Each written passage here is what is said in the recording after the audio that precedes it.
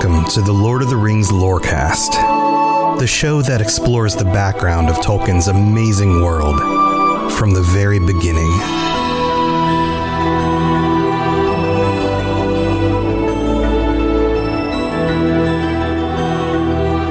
So now that you are more aware of the Valar, the individuals who are the earliest personalities at the beginning of this story, we can get into more of the details that are happening at the very beginning of time. And more of the details of what's going on here with Melkor. In this episode specifically, we're going to be detailing some of the first events of the very, very beginning of the story. Melkor's first construction of his first fortress, the first assault on the Valar themselves, the construction of light, and the really interesting way that light works in Tolkien's mythology. So let's get right into it, because there are some very interesting details here in the way that the origins of both of these concepts come about. And I think that there is an interplay here between light and darkness that starts at the very beginning of this story. And I think that these themes are here on purpose. So let's just get into the details. And I'll save a lot of the theme talk for later. So in the very beginning of the story, of course, and we've talked about this a little bit on some of the previous episodes, you have the building of the world, and then you have Melkor showing up and messing everything up, right? We've gone over that. And then Tolkis shows up. Tolkis the Strong. Remember him? He was the Valar who's basically the heavyweight wrestler of the group who comes in, who's able to kick Melkor's butt and basically drives him off to some part of the world where Melkor can flee and regain his strength for a while. And this is about all we get from the very first conflicts, that these conflicts happen for a very long period of time, and then the last to show up in the world of all of the Valar is Tolkis, who shows up and kicks Melkor's butt. Melkor flees and heads off somewhere else.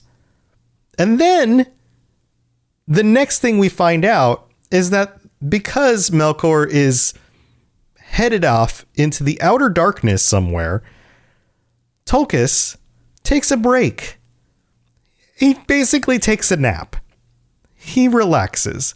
And for a time, the Valar are able to go about their business. And in this version of Arda, they basically have the entire world to work with. They can do what they want in order to sculpt and make the world the way they see fit. And we don't have a lot of specific detail about this other than the creation of the lamps. We have an understanding that there's these encircling seas, that the world itself is kind of this plate shape, potentially. It's flat. It is not a sphere yet. It is a flat shape. There's land, there are seas on kind of this big plate. And in the north and in the south are created these pillars. Aule and Yavanna work together to create these mighty lamps. These pillars and these lamps. And Varda shows up with Manwë. Manwë hollows out the lamps, and Varda fills the lamps with light. There's one in the north and one in the south. And this makes sense from a kind of basic standpoint, right? We understand two light points in the sky, the sun and the moon. And so we've got lamps in the sky, sort of. A northernmost light source and a southernmost light source. Now, if you were to imagine being on a planet sort of world, but it's flat. And there is a light source due north and a light source due south that are shining all of the time, then for the most part, wherever you are, there's always light. So it's gone from endless night with stars to basically endless day. But there's never a light source over your head. There's a light source on the horizon to the north and on the horizon to the south. So you have a changeless day. It never changes at all. The light sources basically are just on. That's it. And because of these light sources, life starts to grow. The seeds that Yavanna has planted across Arda sprout and grow. Things grow everywhere. Grass, moss, trees, plants, wildlife, beasts, animals, rivers, lakes, everything. Birds. But the children do not show up yet. Still, the Valar have no sense of when the elves or the men are going to show up. And again, great periods of time go by, and yet nothing has been told to them from Iluvatar about when the children will show up. And they feel safe because they now have light. Melkor seems to have been forgotten. He's been cast off into the darkness. It seems as if he's left the plane of existence at this point. He's left Arda. It feels like he's gone off. It seems like into the void. Tolkien is sleeping. He doesn't even need to do anything at this point. And they are able to just build and create as freely and happily as they want. This is called the Spring of Arda. But of course, little do they know that Melkor has found a place far to the north. And this is another theme that happens. Oftentimes, Melkor travels far to the north, and for some reason, Tolkien chooses the north. In fact, the one difference here in the stories is that Sauron travels to the southeast. Mordor is southeast on the maps of Middle-earth.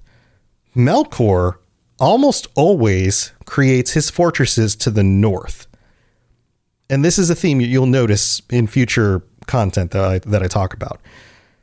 But he travels to the far north, and they're not even looking for him. The Valar are not seeking him. And he uses the shadows, and he delves deep underneath the mountains where they cannot see him. And he creates his first fortress underneath the mountains, deep, deep underground. And he calls it Autumno. And it's a stronghold. And his evil starts soaking into the earth itself. His hatred and his evil starts flowing into the rivers and into the earth. And it starts rotting everything. And it says here in the texts that green things fell sick and rotted, and rivers were choked with weeds and slime, and fens were made, rank and poisonous, the breeding places of flies, and forests grew dark and perilous, the haunts of fear. And this is the first time that we see in this next passage that I'm about to read, not just the conversion of places and even the vegetation, but animals. The beasts became monsters of horn and ivory and dyed the earth with blood. And remember on previous episodes, I talked about how Melkor made things, but more often he took the things that were made by others and changed them. He was taking the wildlife, the plants and the animals, and changing them. And he didn't yet have the children of the Iluvatar, but he did have the animals. And he turned them into his own servants here. It says, but Melkor trusted in the strength of Autumno and the might of his servants. And his servants here are not just the creatures, not just the animals that are turned to his servants, but also, and I haven't talked a whole lot about this yet, but the lesser powers, the lesser spirits. There aren't just Valar, but there are Maiar, like Olorin, Gandalf. I talked about Olorin on the previous episode a little bit, and there are many Maiar. There are many lesser spirits who are working alongside the Valar, and many of those lesser spirits have already been converted over by Melkor to follow him. It was in the song that they were singing. Remember this from the first episode where he convinced many of the other instruments to follow his melody? Many of those other instruments were other Maiar, like Sauron himself. Sauron is a Maiar. And those are his servants. In fact, things like Balrogs are lesser spirits. And we'll get into that in a future episode because it is really freaking cool once you realize how powerful a Balrog actually is when it comes to the scale of powers in the world. So these are the servants of Melkor in the world at this point, and they are working with him to spread this sickening evil among this underground location. And there only so much time goes by until eventually the Valar start to realize that this is what's happening. But it's too late. Because by the time they realize that this is happening, Melkor comes forth. And he is ready for war again. And he strikes the first blow. Now, you think that the Valar would have been prepared at this point. They know what he does. They know who he is. They know that he is incessant, that he does not give up. But enough time has gone by, I guess, and they are forgiving types and, you know, they're the good guys or whatever. But sure enough, no, he doesn't disappear. He regains his strength, of course, because that's just how these stories go, right? And he brings forth the full force of his powers. And of course, what does he go after? He goes after the pillars, the lights.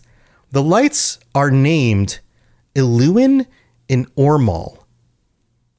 Now, these lights themselves were crafted by the Valar. They, in themselves, contain power that the Valar gave to them in order to shine light across the entire world. And I'm sure it wasn't easy to destroy them, but Melkor is strong. Melkor's forces are strong. We're talking extremely powerful beings at the beginning of time. And I don't know that we can really imagine what these conflicts would have been like. But it's described here that Melkor and his forces cast down the pillars, and seas arose in tumult, and when the lamps were spilled, destroying flames poured out over the earth. And the shape of Arda and the symmetry of its waters and its lands was marred in that time. This was a cataclysmic event. This was not just, you know, like a guy walks up to like a pillar. It's not like he wandered up to a lamp and just toppled the lamp over and was like, "I broke your lamp, guys." No. This was these beings, these cosmic powers created something the equivalent of a floating star almost that was attached to the ends of the earth, and then he destroyed them, and it created earthquakes and volcanic activity. It shook the foundations of the world. It changed the shape of the oceans and the continents. This was enough of a cataclysmic event that it completely changed the world. Everything the Valar had done up until this point basically had to be remade because of the events of Melkor. So again, it's like they had to start over. This is how cataclysmic this was. Not only that, but he also destroyed the lights. So he was basically casting everything back into darkness. And in this darkness, he escaped again. They could not catch him. So he threw everything into chaos. He threw all of the Valar into chaos and darkness and fear. He hit them when they did not expect it and then disappeared. And this is another theme that happens all the time. The bad guys always strike when nobody expects it. And they always use darkness, confusion, fear. All of these are part of their bag of tricks. And it says in the Silmarillion, "For above the roaring of the seas, he heard the voice of Manwë," he being Melkor, "as a mighty wind, and the earth trembled beneath the feet of Tolkis. But he came to Autumno, ere Tolkis could overtake him, and there he lay hid. And the Valar could not at that time overcome him, for the greater part of their strength was needed to restrain the tumults of the earth, and to save from ruin all that could be saved of their labor. And afterwards they feared to rend the earth again, until they knew where the children of Iluvatar were dwelling, who were yet to come in a time that was hidden from the Valar." So basically, it's this event which makes them so aware of the potential power of Melkor and the fact that he is so sneaky and he is able to do things beyond what they can conceive. They do not think the way he thinks. They do not have the capacity to think and conceive of these dark plots, so they cannot predict him. And because they know that, from this moment on, they are more careful. And because they know that they have to take care of the children of Iluvatar, they make some changes. And so they reshape the world. And in reshaping the world, they create for themselves a dwelling in the West. So they are no longer this worldwide power. They are no longer just willy-nilly out and about wherever they want to go. They move their dwelling to a continent in the West. And then there is a great ocean. And then there is another continent, which eventually becomes named Beleriand and Middle Earth. And in the Western continent, this becomes their home, Valinor. And in Valinor, they create a fortress.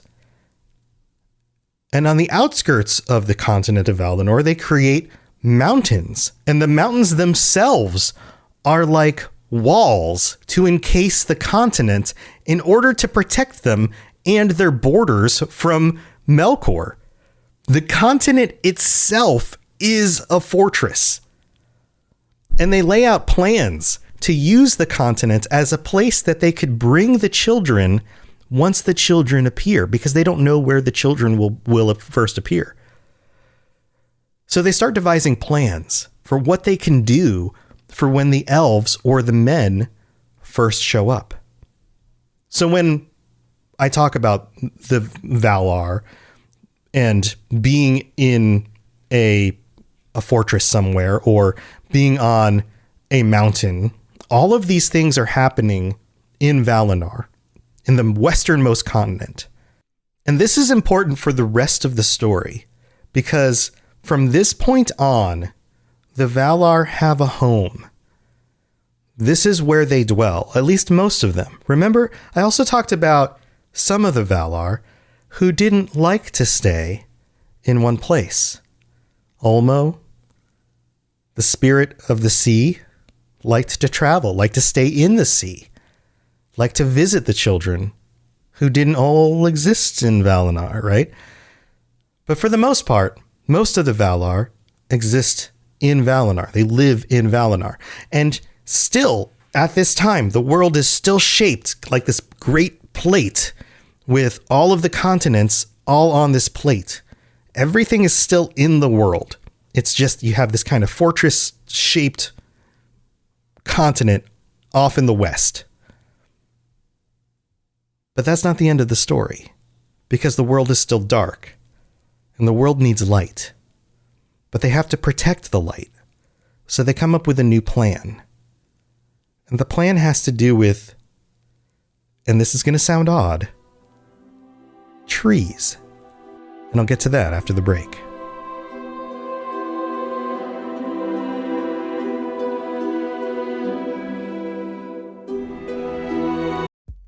It's time for that spring reset. I'm taking a look at everything in my closet and figuring out that, oh no, this absolutely needs to go. And it's about time I replace things so that my clothes aren't older than my 15-year-old. Now you might think that they lasted that long because they were well made, but no, they're in terrible condition. Unlike the new jeans I just got from Quince. Jeans have always been my personal go-to because you can kind of wear them for lots of different things, but maybe they're not your thing. Maybe you're looking for, 100% European linen with insanely soft flow knit activewear fabric. It's definitely getting warmer, and their flow knit activewear is moisture wicking, anti-odor, and soft enough that you'll actually want to wear it every day.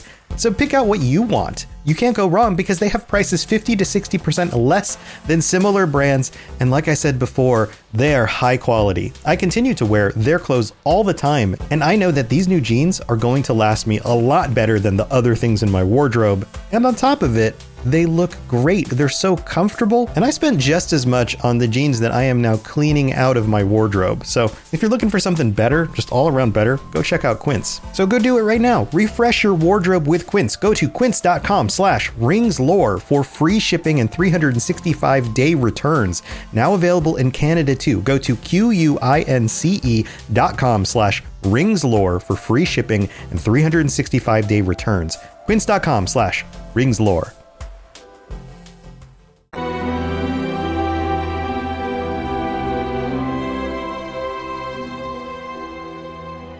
Thanks again for tuning into the Lord of the Rings Lorecast, and a big thank you to our patrons, and especially thanks to our newest patron. We have Ola G, who signed up this last week. Thanks for signing up. I hope you guys are enjoying the Patreon, the ad-free episodes, and the bonus episodes you get every week, where I go into deeper discussion about some of the details and some of the kind of meta topics around the episodes each week. And some of I like to get a little bit more heady with the conversations here. And if you are one of our patrons who are listening to the bonus episodes, I'd love to hear some of your thoughts and comments on those episodes on the Patreon. Love to have kind of a continuing discussion on there as well. So if you have some deeper thoughts you want to share, then please do so. And as this continues to grow, I'd love for our Patreon discussions to continue to grow, especially if you are tuning in to some of the original older episodes. Please feel free to comment still. Like, don't feel the need to, like, if you're signing up as a Patreon and time has gone by and you don't feel like, oh, I can't comment on some of the older episodes, please still comment on those. Let's keep the conversations going, because there's always more to say. And I want to hear your thoughts on that. So thank you for signing up. Thank you for being here. And this is my full-time job. I am a full-time podcaster. Even though I've been doing other shows a lot longer than this show, this is one of my newer shows, it still means the world to me to have your support. So if this show is helping you get through your workday, your drive to work, your workout, or, just, getting through your week, helping you just cope with life or whatever, I really do appreciate the support. So head over to patreon.com/LOTR Lorecast and check out the different tiers, see what stuff you can get. And I really do appreciate it. Also, we don't have any new reviews this week, but I would love for you to take the time, if you want to help me out, to head over to Apple Podcasts. If you listen to Apple Podcasts, or even if you just have an account and you want to take some time to drop in a review, 5-star reviews with some text in there to, tell people about what you like about the show, really does help out. Your words are much more influential than mine in letting people know what you enjoy about the show. And it really does help with the rankings in getting more people aware of the show. And also, if you listen on Spotify, to drop a 5-star review in there also helps. That stuff really does make the show more higher ranking in search and that kind of thing. So thank you to everyone who takes the time to do that. I really do appreciate it. All right, I'm not going to take any more of your time in the middle of this episode. Let's get on with more conversations about what's going on with lights and darkness at the beginning of the story. Here we go.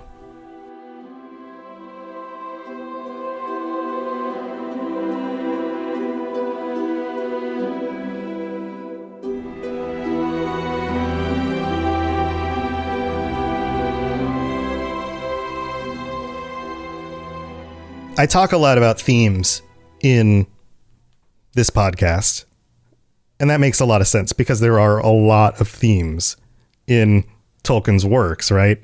And I say Tolkien, it should be Tolkien, but please forgive me on any of my pronunciations. I mess this stuff up a lot, and so just laugh at me a little bit. But here we go. So there are a lot of themes, and one of the themes that occurs, and I'm going to draw a lot of analogies to The Lord of the Rings, because I know that if you're listening to this, that you will most likely be familiar with The Lord of the Rings. You'll have watched the movies. You'll probably have read the books. One of the themes that happens in The Lord of the Rings all the time has to do with trees. Think about how many times trees show up in The Lord of the Rings. Think about the tree symbol used in Gondor. Why is that? Why do the Gondorians have a tree? What's with the big tree at the top of Minas Tirith? What's with the golden trees of Lothlorien? Why all the trees? So many trees, right? Trees are everywhere. I mean, trees are everywhere, but what's with the tree symbolism, and why are trees so important? Yeah, okay, they represent growth, they represent rebirth, in the fact that, like, the tree grows another leaf. It has to represent, at least the tree in Gondor has to represent the coming back of a king, all of that stuff. But there's a lineage with those trees specifically, and that lineage goes all the way back to Valinor. Valinor? I should say Valinor. So here, get this. This line directly from the Silmarillion. Quote, "And as they watched, upon the mound there came forth 2 slender shoots, and silence was over all the world in that hour. Nor was there any other sound save the chanting of Yavanna." Now remember, Yavanna, plants, growth. "Under her song, the saplings grew and became fair and tall, and came to flower. And thus there awoke in the world the 2 trees of Valinor. Of all things which Yavanna made, they have most renown, and about their fate all the tales of the elder days are woven." These 2 trees are 2 of the most important things to have ever been created. Not just for symbolism, but for life itself to exist. One of them is golden, and one of them is silver. Their names are Laurelin, the gold tree, and Talperion, the silver tree. They brought light to the land. These trees glowed. They weren't just trees. They were lights. They brought warmth and light to the world. So similarly to these orbs, which were created in the north and the south, now instead in Valinor, in the city of the gods, but as we understand them, they're more spirits, right? In the city of these powerful spirits, protected by mountain ranges and fortresses, there are these two gigantic trees. And what's cool about this is you have a golden one and a silver one. And again, think about the sun and the moon. And they wax and they wane, alternating. So while the golden one, Laurelin, lights up, the silver one, Telperion, dims. And then the silver one starts to light up and the golden one dims. And so the color of the light alternates across the land. It's such a cool imagery and such a unique idea. I talk about how Tolkien's ideas often connect to other mythologies and things like that. I'm not sure. I'm going to have to do a little bit of research on this. I'm not sure how this connects to anything else mythological specifically. I'm sure there's some connection here, but this one seems to be mostly unique, at least in my basic understanding as of recording this right now. And they have a lineage. These trees, and I'm going to go into more detail about this in the future, but the trees in the stories from this part forward, not every tree, but the trees in the rest of the stories, the trees in Lothlorien, the tree of Gondor, are descendants from these trees. These trees are callbacks. These trees represent not just physical descendants, but also spiritual descendants from the powers that created the world. This idea that all of these stories descend from this original story. Everything's connected from this point forward. The power of the light of the trees itself is one of the most beautiful, enchanting, powerful things in the entire story. The want to possess that light, the want to be in that light, the want to consume that light, the want to take that light and be able to carry it forward and hold on to that light. In fact, the want to actually take that light and store it somewhere and keep it for yourself is a major part of this story moving forward. Do you know why the book is called the Silmarillion? It's because there are gems called Silmarils, which were designed to store the light of the trees. Galadriel's hair is beautiful in part because it's said to have captured some of the golden light of Laurelin, the tree. So much of the beauty of the world is tied directly back to these trees, the importance of these trees. And because of that, so much of the sorrow, so much of the terrible things that are yet to come. Because, as we know, Melkor is never finished.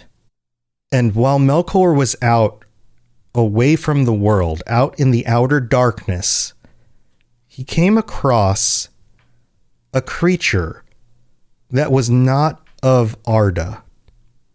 A creature whose name is Ungoliant, who takes the form of something familiar, a giant spider. And you might be thinking of another giant spider. And that giant spider, Shelob, is a child of Ungoliant. Descendants, echoes of stories previous. Melkor is not done, but that's a story for the future. Thanks for tuning in.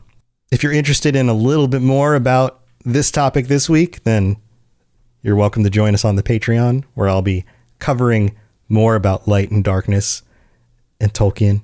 And until next week, stay safe out there. don't trust Melkor because he'll turn you into some sort of monstrosity and try to, burn down the lights that light the world or some such thing in order to, take it over.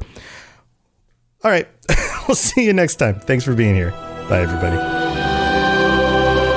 Thanks for listening to the Lord of the Rings Lorecast. If you'd like to learn more about other fantasy worlds, check out my other podcasts, The Elder Scrolls Lorecast, The Witcher Lorecast, and more at robotsradio.net. If you'd like to reach out, I'd love to hear from you.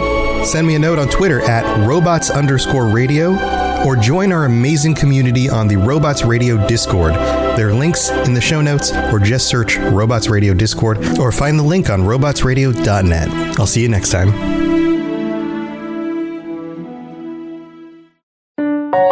Robots Radio.